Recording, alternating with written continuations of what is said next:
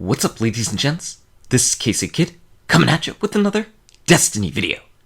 Today we're doing the Nightfall on one character, just on my Titan, because we were doing the normal raid last night just for my buddy. It was his first time ever raiding, and afterwards we just jumped into the Nightfall because he's never done a Nightfall before.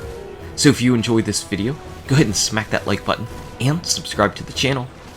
Now I knew as soon as I saw what the Nightfall was this week, and the modifiers, I knew it was going to be really tricky trying to get a team of people to want to actually go in to do the Nightfall, because it's match game, which means that you need to hit enemies that have shields with a matching type, and it's Trickle, which is really never any fun in general. The only really good modifier you have is Brawler, but you know, if you're in close and trying to punch enemies, you're probably going to be having a bad time of it. Just because of the actual Undying Mind strike, and the fact that I knew there were going to be Vex Minotaurs all around, what I wanted to run around with my heavy weapon was my exotic sword, the Dark Drinker.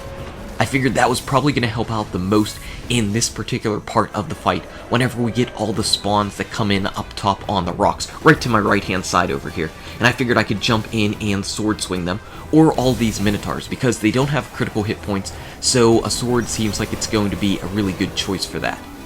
A Void heavy machine gun would also be a pretty good choice. I do have the machine gun from Trials. I really didn't think about it until later, but I'm glad I used the sword because the sword can deal out a ton of damage whenever you're really in close. And as you can see, we have a hunter who was just tethering enemies and kind of sticking them in place, and that made life really nice. I think our good friend, the Telesto, might not be a bad choice as well. I just thought about it right now. But Telesto, since it's a fusion rifle, doesn't deal out critical hit damage. It's void. It can deal out just massive damage to the Minotaurs as they come up to you.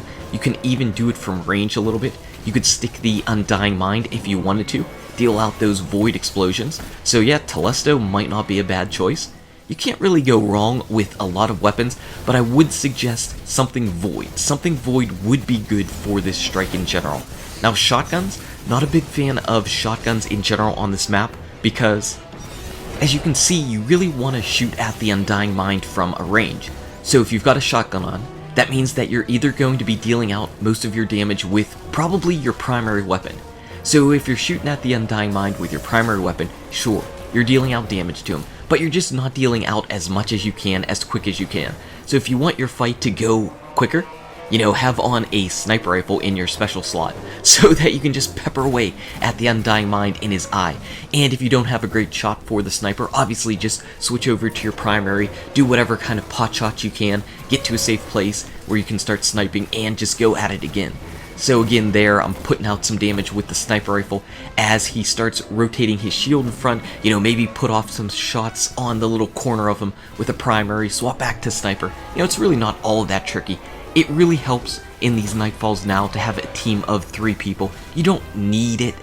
You can definitely get by with 2 people, and if you were really, really crazy, you could solo it. You could solo all of these Nightfalls, but again, the Nightfalls now are significantly different from what they used to be, so just running in with a team of 3 people is just going to make your life so much easier.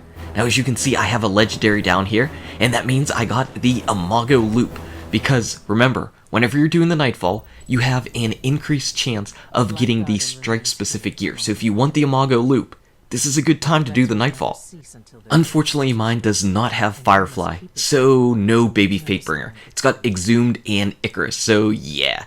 I've got the Imago Loop a few times, not as many times as I've got the Treads Upon Stars, but I've got it a few times, and it just never rolled with anything I've liked on it.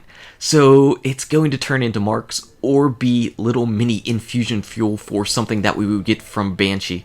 But you know what? At least I got it, and maybe, who knows, maybe I'll go in on my other 2 characters and see if I can get another one.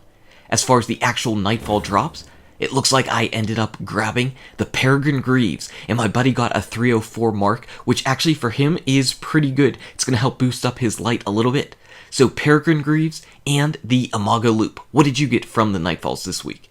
Anyway, guys and gals, thank you so much for watching. If you enjoyed the video, smack that like button. Subscribe to the channel to keep updated on daily Destiny content. Check out these awesome videos. Good luck with your raids, your drops, your Nightfall, and I'll see you around in Destiny. Imago, loop it up.